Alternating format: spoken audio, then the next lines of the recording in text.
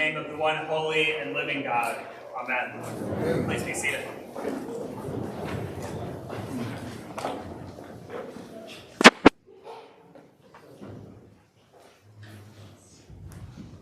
A lot of our stuff got stolen when my siblings and I were kids in Dallas, Texas in the 1980s and 1990s.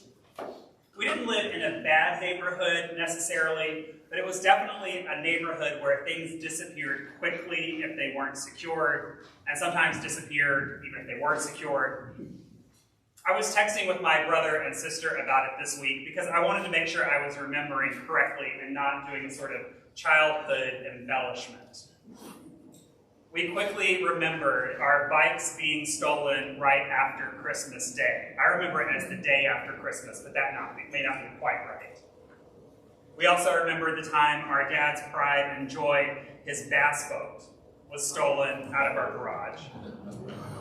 The time our garage was emptied when it was left the garage was emptied when it was left open. The time the gas out of our cars was stolen. And my brother didn't remember this part, but my sister and I remember one of our dogs being stolen out of our backyard. His name was Bo, by the way. And more frighteningly, we remember an incident when someone was in our backyard looking at our windows and had to be chased away. Both our house and our parents' house in our neighborhood were burgled. There were a few more violent incidents in the neighborhood that we won't go into here. And honestly now, we remember it with a bit of laughter, what it was like in the old neighborhood. But there were a few scary times. If you lived in a city, a large city in the 1990s, 1980s, you might have similar memories because it turns out that this was a time of historically high crime rates across the U.S. In 1993, when I was 13 in Dallas and missing a bike, that year, 1993, seems to have been a peak. Crime had been rising since the 50s, and it peaked in 1993, and then began to drop. I was doing this reminiscing this week because I've been thinking about fear. I've also been thinking about this recurring statistic that I keep coming across and that I just can't shake. I think the most recent time I heard this statistic was an NPR conversation in maybe November or December, and I've been thinking about it anew since then. The NPR conversation cited Gallup polling about crime. The bottom line is this: Americans tend to believe that crime is up, even when official data shows that it is down. Americans consistently believe that crime is up, even as crime rates are historically low. A 2024 Pew Research article said that in 23 of 27 Gallup surveys conducted since 1993, a large majority of U.S. adults have said there is more crime nationally than there was the year before, despite the downward trend of crime during that period. So in all but 4 of the annual surveys since 1993, which by the way was 30 years ago. Yeah. So in all but 4 of the annual surveys since 1993, people have said that there is more crime this year than there was last year. Consistently. There is more crime this year than there was last year. And next year, there's more crime this year than there was last year. Even when crime was dropping the fastest in the late 90s, dropping at historic rates, people still believed that it was up. And to be clear, we aren't talking about crime being down a little. Crime is down a lot. Chicago just recorded its lowest number of murders since 1960. Looking at the data, back in 1993, when I was a kid in Dallas, you were about 3 times more likely to be a victim of violent crime than you are today. You were about 3 times more likely to be a victim of theft in 1993 than you are today. But that's not what people think when you ask them. They think it's worse now. And I can't stop thinking about that and what that disconnect between reality and perception tells us about us. There are many explanations that are offered for this difference of what is actually happening versus what people think is happening. Some blame the media. If it bleeds, it leads, causing people to think crime is worse than it is. The top 3 causes of death in the US are heart disease, cancer, and accidents. But over half of the causes of death covered in the media are murder, terrorism, and violence, which account for 1% of deaths in the US. 1% of the deaths, half the coverage. Basically, you should be more afraid of a bacon cheeseburger and your Honda Accord than a violent crime, but not according to the news. Not according to the information we're receiving, and it's even worse on social media. Some blame the media. Some blame social isolation. People are literally interacting with fewer people than they used to interact with. People have measured this. And the people we're interacting with are more likely to belong to a similar race and social class now than decades ago. We are, in general, interacting with fewer strangers than we used to. And those strangers tend to be more like us than they used to. And so the world beyond our social circle becomes scarier. There are many possible explanations, but the fact remains, as we've gotten much, much safer, we feel like we are less safe. In general, of course there are exceptions, and I don't want to pretend like there aren't still victims of crime. But in general, we are more safe. We feel less safe. I'm sorry to go on about this for a while, but when I tell you that I can't stop thinking about this, I can't stop thinking about this. Because I think it reveals something about our contemporary culture, about an undercurrent of fear that has been driving the bus in our national life for at least the last 10 years, but really for much longer. I think this data reveals an undercurrent of fear that is a cancer in our society. Fear has taken hold. But how do we combat it? It turns out that in general, you can't fight fear with facts. Our fears drown out reality or twist our perception of reality. When it comes to fear, the facts don't really matter all that much. In the great sci-fi book, Dune, by Frank Herbert, there is a refrain that some of the characters use when they are under threat, and it's a sci-fi book. They're always under threat of something. And some of them, to calm themselves, say this: I must not fear. Fear is the mind killer. Fear is the little death that brings total obliteration. I must face my fear. Fear is the mind killer. The little death that brings total obliteration. In the book, the characters have to calm their minds so that they can face the actual dangers around them. They have to find a way not to fear, or else they will perish. I believe that our country, and much of the church, has in so many ways given in to fear, the mind killer, that it has obliterated our sense of self. And it will continue to obliterate us if we don't face it. To be clear, I'm not just talking about feeling fear. We all at times feel fear. It is a God-given and good emotion that can quite literally keep us alive. I've used it once or twice in my life. When I talk about fear today, I'm talking about being controlled by fear, succumbing to fear, an orientation toward fear, making decisions from a place of fear. It is fear, I believe, that has led us to a place in our nation where we find ourselves today. Fear run rampant, and everyone trying to defeat it or use it without really facing it. One of the great American symptoms of this fear run rampant is the regular killing of unarmed black men in our nation. We just saw the killing of 2 unarmed protesters in Minnesota.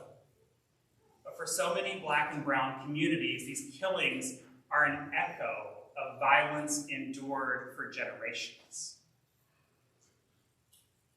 Some of this goes back to those stats about crime, because it turns out that even though there's no correlation to crime rates, people start to rate their community as less safe as soon as Black and brown people move in. As soon as a community becomes more diverse, even if it becomes safer, it is perceived as more dangerous. An irrational and often unconscious fear that takes hold and shapes the way we view reality. Over and over again, Tamir Rice, Trayvon Martin, Ahmaud Arbery, Oscar Grant, George Floyd, Philando Castile, the list goes on and on. Unarmed men and boys killed by those who claim to be in fear for their lives. This deep American fear is connected to our feelings of safety. Fear justifies violence. Violence is down in our country.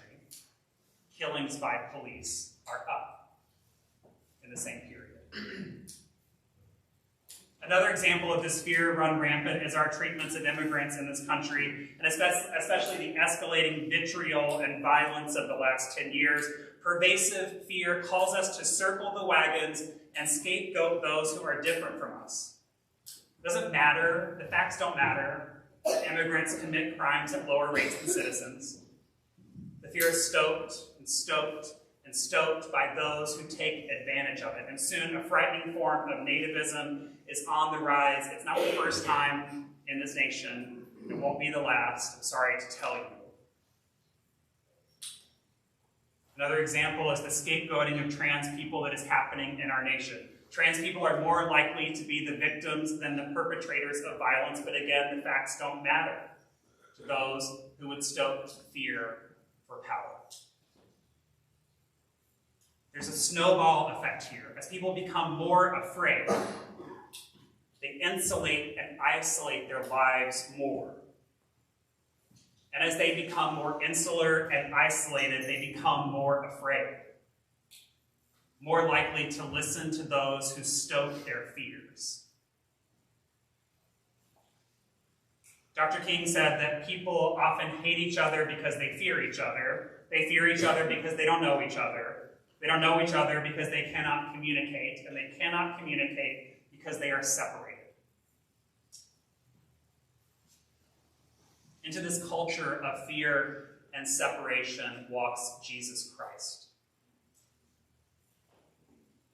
Our second reading tells us that since God's children share flesh and blood, Jesus likewise shared the same things, so that through his death he might destroy the one who has the power of death and free those who all their lives were held in slavery by the fear of death. Jesus Christ, the light of the world, takes on our nature, takes on our flesh, takes on our bodies, becomes one of us, knows the fear that we feel, as his prayer before his crucifixion attests. He knows the fear that we feel, but Jesus faces that fear and walks into it, unto his death, and in so doing destroys the power of death. Jesus frees us, whose lives are held in slavery by fear. Church, the people of God, those who have been redeemed by Jesus, those who follow Jesus, who know Jesus, should be those people free from fear, and yet so often it is people who call themselves Christians who seem most afraid, whose lives are oriented around fear and safety here and now, not courage and compassion. Jesus Christ breaks the chains of fear that bind us.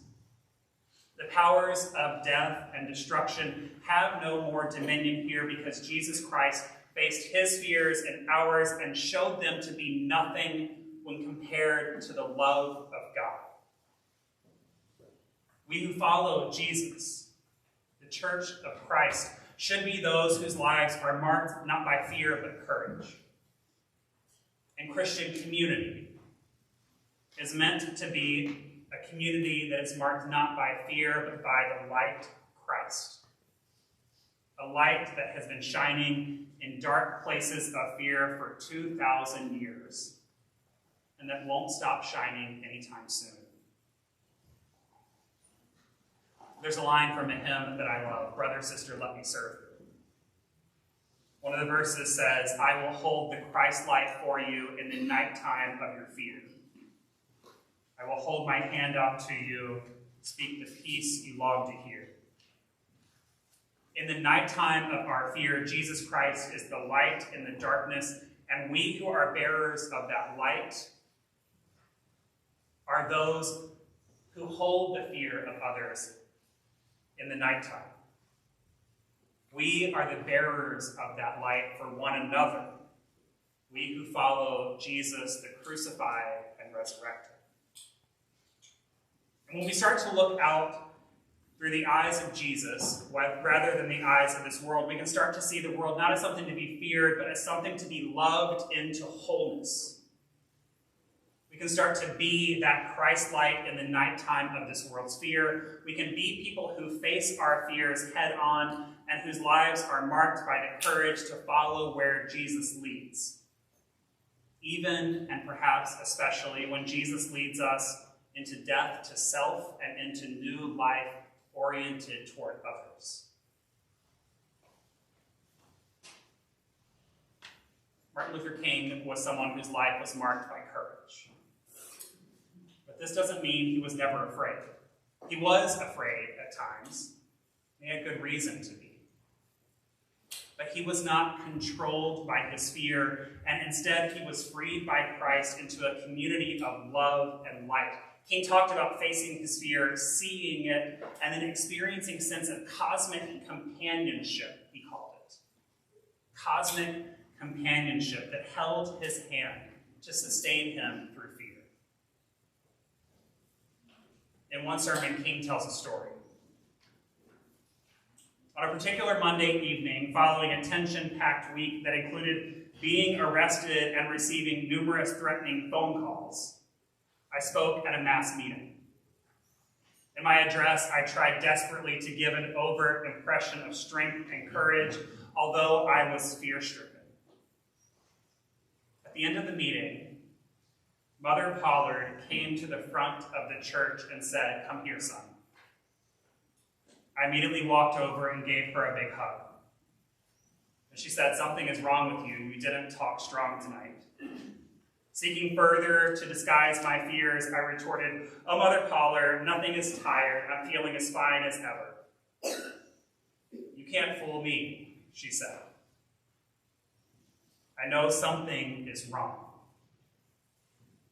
Before I could answer, she looked directly into my eyes and said, "I told you we are with you all the way." And then with a countenance beaming with certainty, she concluded, "But even if we aren't with you, God is going to take care of you."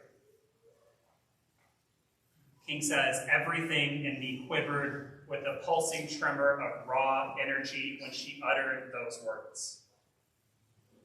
The great Dr. King, fear-stricken, in a nighttime of fear, but this prophet of an old lady, Mother Pollard, gives him a hug, holds up the Christ light for him. That, to me, is the church. We hold the Christ light for each other. We hold the Christ light for each other and for all in our lives in a night of fear. My friends, in this world, there is everything to fear. And there is nothing to fear. Because we are the people